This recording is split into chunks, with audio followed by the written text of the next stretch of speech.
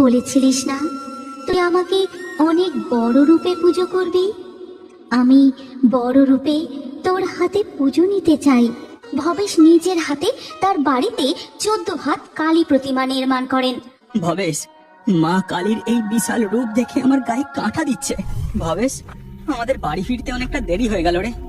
চারিদিকটা কেমন খুটখুটে অন্ধকার, আর আমার কেমন যেন ভয় করছে। কিচ্ছু হবে না, অত ভয়ের কি আছে? মনে মনে মায়ের নাম করতে করতে এগিয়ে চল।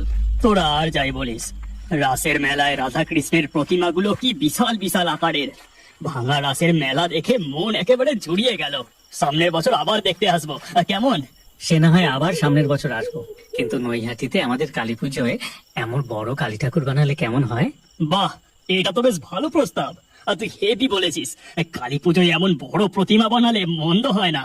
চার বন্ধু গল্প করতে করতে জঙ্গলের মধ্যে শ্মশানের পথ ধরে নদীর ঘাটের দিকে যেতে থাকে। ঠিক তখনই এক ছাতিম গাছের ডালে এত রাতে এই পথে কারা যায়? বুকে মনে হয় একদম ভয় ডর নেই। যাই, বেটাগুলোকে ধরে মজা দেখায়। এই কথা বলে ডাইনি ছাতিম গাছ থেকে সোজা তাদের সামনে এসে পথ আটকে দাঁড়ায়। ওরে বাবা, এই যে এক ডাইনি! ভবেশ, আমি তোকে বলেছিলাম না জঙ্গলের এই পথটা ভালো না। আমি অনেকক্ষণ থেকে এই ভয়টাই পাচ্ছিলাম। নিশুতি রাতে জঙ্গলের পথে গাছের ডালে ডালে শাকচুন্নি পেতনিরা জাগে। এই কথা বলে ডাইনি হাত বাড়িয়ে গদাইকে ধরে। ঠিক তখনই আর কোনো উপায় দেখতে না পেয়ে ভবেশ জোরে জোরে মা কালীর মন্ত্র জপ করতে থাকে। ওম সর্বমঙ্গল মঙ্গলে শিবে সর্বার্থ সাধিকে শরণ্যে ত্রম্বকে গৌরী নারায়ণী নমস্তুতে। চুপ কর তুই, আমি একে ছেড়ে দিচ্ছি। চলে যাচ্ছি এখান থেকে, চুপ কর। এই বলে সাথে সাথেই ডাইনি সেখান থেকে অদৃশ্য হয়ে চলে যায়। তারপর চার বন্ধু আবার হাঁটতে শুরু করে। এই, আমাদের পিছনে নুপুরের শব্দ। আবার আমাদের কে পিছু নিল? খবরদার, কেউ পিছনে তাকাবি না, তোরা শুধু চুপচাপ হাঁটতে থাক।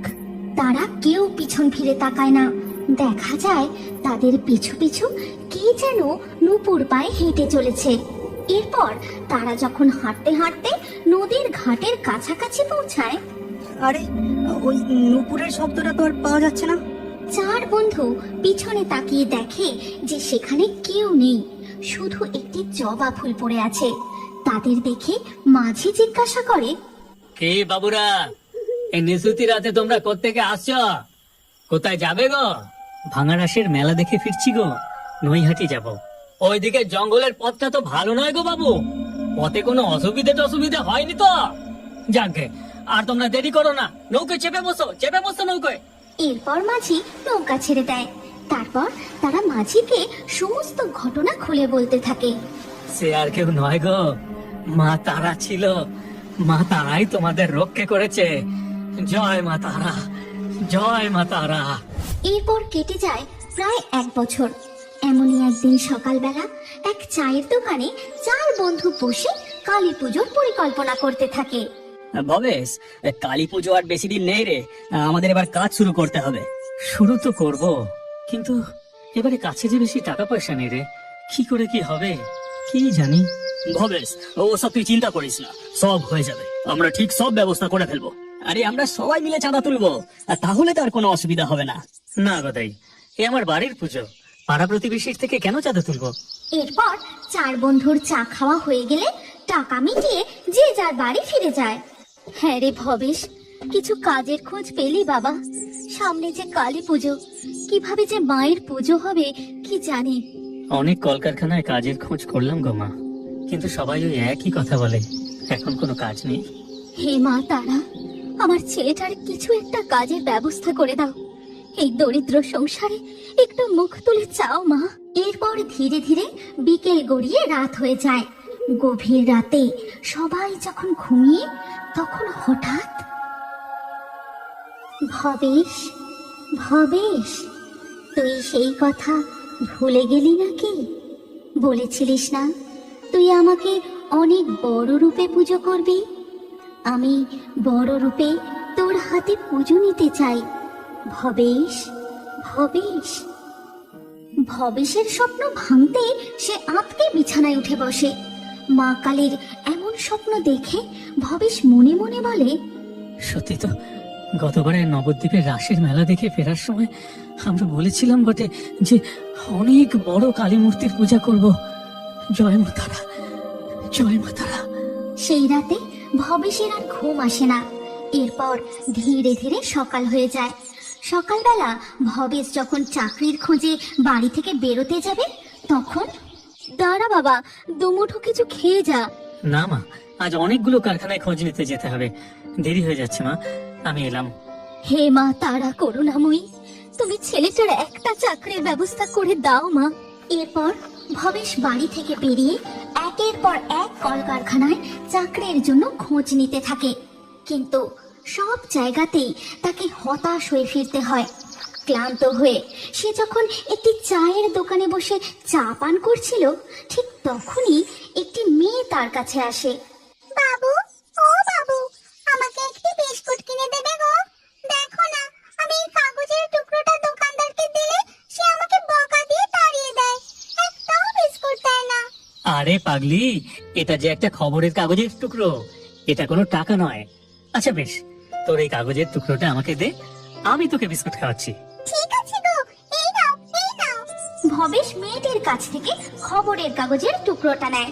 তারপর সে দোকানদারকে বলে, দাদা, দুটো ওই ভালো বিস্কুটটা দাও তো। এরপর ভবেশ বিস্কুট নিয়ে মেয়েটাকে দেয়। বিস্কুট পেয়ে তো সে খুব খুশি। মনের আনন্দে সে চায়ের দোকান থেকে চলে যায়। ভবেশ বসে মেয়েটির দেওয়া খবরের কাগজের টুকরোটি দেখতেই সে লক্ষ্য করে, আরে, এখানে যে চাকরির বিজ্ঞাপনের খবর দেওয়া, আমি এত খোঁজ করলাম কিন্তু এই পাটকলেই তো যাওয়া হয়নি, এটা তো একদম কাছেই। ভবেশ আর এক মুহূর্ত দেরি না করে সেই পাঠকলে ছুটে যায়। সেখানে তার লেখাপড়ার সমস্ত কাগজ দেখাতেই, আমরা তো তোমার মতোই একজন শিক্ষিত লোক খুঁজছিলাম, তুমি কালকে থেকেই আমাদের অফিসে জয়েন করো। হ্যাঁ, অবশ্যই, আমি কালকেই জয়েন করব। ভবেশ নতুন চাকরি পাওয়ার খুশিতে সোজা বাড়ি ফিরে যায়। তারপর তার মাকে আজকের আশ্চর্য ঘটনার কথা খুলে বলে। হ্যাঁ রে, ওই মেয়ের পায়ে লাল আলতা আর কপালে লাল টিপ ছিল কি? হ্যাঁ ছিল তো, সে আবার এমন কি কথা, ছেলে মানুষ, তাই পায়ে আলতা কপালে টিপ করে সেজেছে। ও ভবেশ, তুই যে তাকে কাছে পেয়েও চিনতে পারিসনি রে বাবা। আজ মা স্বয়ং এসে তোর চাকরির ব্যবস্থা করেছেন। জয় মা তারা, জয় মা করুণাময়। এরপর ধীরে ধীরে কালী পুজোর দিন এগিয়ে আসতে থাকে। মা কালীর স্বপ্নাদেশ মতো ভবেশ নিজের হাতে তার বাড়িতে 14 হাত কালী প্রতিমা নির্মাণ করেন। ভবেশের বন্ধুরাও তাকে হাতে হাতে সাহায্য করে। ভবেশ, মা কালীর এই বিশাল রূপ দেখে আমার গায়ে কাঁটা দিচ্ছে। পদ্মের ন্যায় তার চোখ, ডান দিকের উপরের হস্ত দিয়ে মা আশীর্বাদ করছেন, তার নিচের হস্তে মা জল ভরা সন্দেশ ধারণ করেছেন, বাম দিকের উপরের হস্তে ধারণ করেছেন তার খাড়া, আর নিচের হস্তে ধারণ করেছেন পাপিষ্ঠের মস্তক। এরপর ভবেশ মা কালীর পূজা শুরু করেন।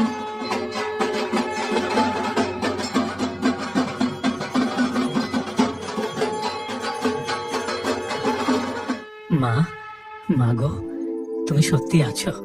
এই অভাগার যেভাবে তুমি কর্মের ব্যবস্থা করে দিয়েছো, সেইভাবে তুমি সকলের কল্যাণ করো গো মা।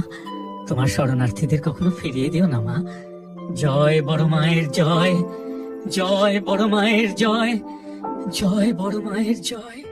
এরপর থেকে ধীরে ধীরে নৈহাটির বড়মার মহিমা দিকে দিকে ছড়িয়ে পড়ে। দূর দূরান্ত থেকে ভিন্ন ধর্মের ভক্তরা বড়মার কাছে ছুটে আসে। তাই ভবেশ চক্রবর্তীর পরিবারের বড় মায়ের পূজাকে সর্বসাধারণের জন্য উন্মুক্ত করা হয়, যেন তিনি সকল ভক্তের মা। তাই তো বড় মা কখনো কাউকে খালি হাতে ফিরিয়ে দেন না।